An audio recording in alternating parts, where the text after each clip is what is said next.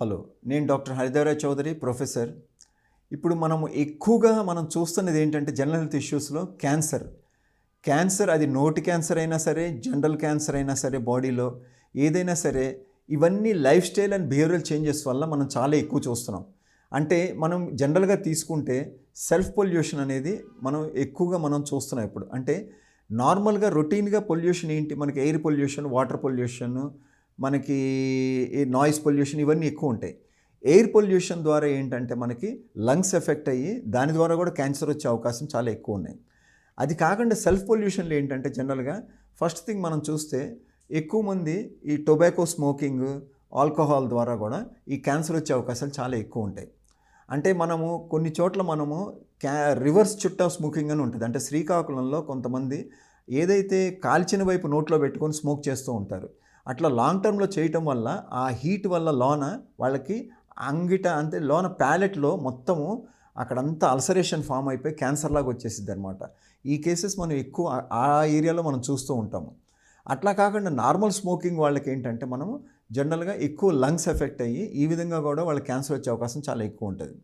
అట్లానే ఎవరైతే ఆల్కహాల్ ఎక్కువ తీసుకుంటున్నారో వాళ్ళకి లివర్ ఎఫెక్ట్ అయ్యి ఆ విధంగా కూడా వాళ్ళకి క్యాన్సర్ వచ్చే అవకాశాలు చాలా ఎక్కువ ఉంటాయి.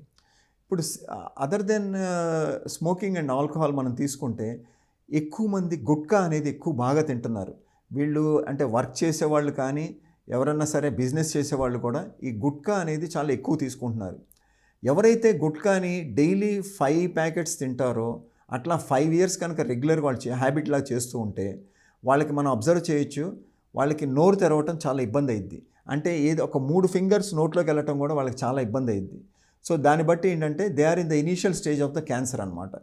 సో ఇమీడియట్ వాళ్ళు అప్పుడు దగ్గరలో ఉన్న డాక్టర్ దగ్గరికి వెళ్తే వాళ్ళు చెక్ చేసి ఫస్ట్ ఆ హ్యాబిట్ని మాన్పించాలి, గుట్కా అనే హ్యాబిట్. వాళ్ళకి ఆల్టర్నేటివ్గా వాళ్ళకి వేరేదేమన్నా మెటీరియల్ బబుల్ గమ్ కానీ నికోటిన్ బబుల్ గమ్స్ అట్లాంటివి ఏమైనా అలవాటు చేసుకొని ఇది మానుకుంటే అప్పుడు మనం దాన్ని నోటి క్యాన్సర్ని మనం నివారించవచ్చు.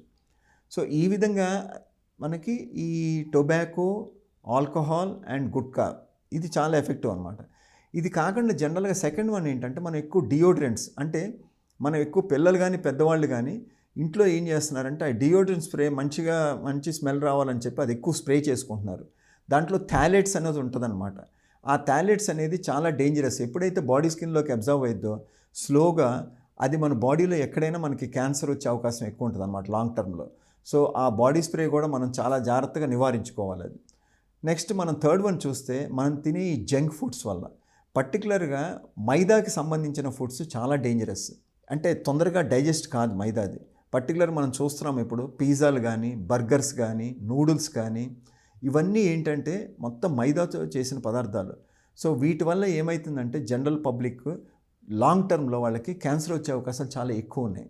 సో దీన్ని కంపల్సరీ నివారించుకోవాలి. అంటే ఇప్పుడు మనం చూస్తున్నాము ఈ చిన్నపిల్లలు కానీ, మిడిల్ ఏజ్ కానీ, పెద్దవాళ్ళు కానీ అందరూ స్విగ్గీ, జొమాటోలో ఆర్డర్ ఇచ్చుకొని ఫుడ్ ఏది పడితే అది తినేసేస్తున్నారు ఇష్టం వచ్చినట్లు.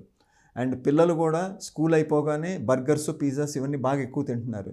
అవన్నీ ఒంటికి మంచిది కాదు. అవన్నీ నివారించుకోవాలి. So try to eat the healthy food. So మనం చిన్నప్పటి నుంచే పిల్లలకి ట్రైనింగ్ ఇవ్వాలి హెల్దీ ఫుడ్ అనేది. ఎప్పుడో రేర్లీ ఒకసారి పర్లేదు కానీ బట్ రెగ్యులర్గా అది హ్యాబిట్ కాకూడదు అది. సో ఇది చాలా డేంజరస్. ఇది కూడా క్యాన్సర్కి చాలా ఎక్కువ వచ్చే అవకాశం. సో దీన్ని కూడా మనం నివారించుకోవాలి.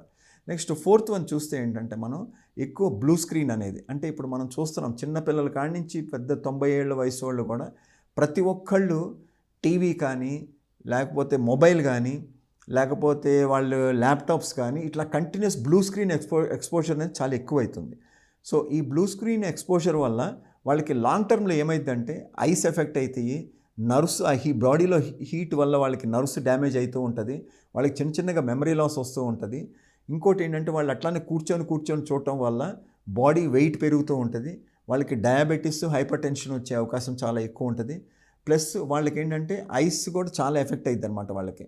అంటే వాళ్ళు ఇంకా కనపడదు, ఇంకా అట్లా మళ్ళీ వాళ్ళు ఐసైట్ రావటం వల్ల మళ్ళీ వాళ్ళు అది చెక్ చేయించుకున్న తర్వాత మళ్ళీ గ్లాసెస్ పెట్టుకొని చూస్తూ ఉంటారనమాట.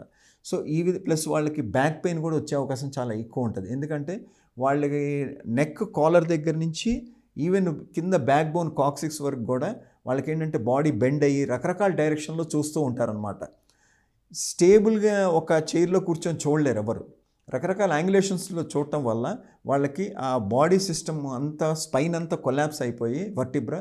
సో ఆ విధంగా వాళ్ళకి ఏమైందంటే స్లోగా ఆ హెల్త్ ఇష్యూస్ అనేవి స్టార్ట్ అవుతాయి. సో ఈ బ్లూ రేడియేషన్ వల్ల ఎప్పుడైతే నర్వ్స్ ఇవన్నీ డ్యామేజ్ అవుతుంటాయో బాడీలో సిస్టమ్స్ ఇవన్నీ మీకు కొంచెం డ్యామేజ్ అవుతూ ఉంటుంది. Starting from head to tail వరకు అన్నీ చాలా వరకు ఎఫెక్ట్ అవుతుంటుంది లాంగ్ టర్మ్లో. సో బ్లూ స్క్రీన్ వల్ల కూడా క్యాన్సర్ రేడియేషన్ వల్ల క్యాన్సర్ వచ్చే అవకాశం చాలా ఎక్కువ ఉంటుంది. పర్టికులర్గా మనకి ఇంటర్నెట్ రేడియేషన్ కానీ, ఈ మొబైల్ రేడియేషన్ కానీ, ల్యాప్టాప్ రేడియేషన్ కానీ ఇవన్నీ చాలా డేంజరస్. సో ప్రతి ఒక్కళ్ళు తెలుసుకోవాల్సింది ఏంటంటే ఈవెన్ ఛార్జింగ్ కూడా చాలా దూరంలో పెట్టుకోవాలి మొబైల్ని, ఎప్పుడు దగ్గరలో పెట్టుకోకూడదు. ఇవాళ రేపట్లో చాలామంది ఏం చేస్తున్నారు, మొబైల్స్ తల కిందనే పెట్టుకొని నిద్రపోతున్నారు. ఆ వైఫై రేడియేషన్ వల్ల కూడా వాళ్ళకి త్వరగా క్యాన్సర్ వచ్చే అవకాశం చాలా ఎక్కువ ఉంటుంది. సో ఇవన్నీ పబ్లిక్ చాలా జాగ్రత్తగా నివారించుకోవాలి. అట్లానే మీడియా కూడా వీటి మీద ఫోకస్ చేసి అవగాహన అనేది బాగా కల్పించాలి పబ్లిక్కి. Even government also should take proper action for the prevention of this cancer in the public. Thank you.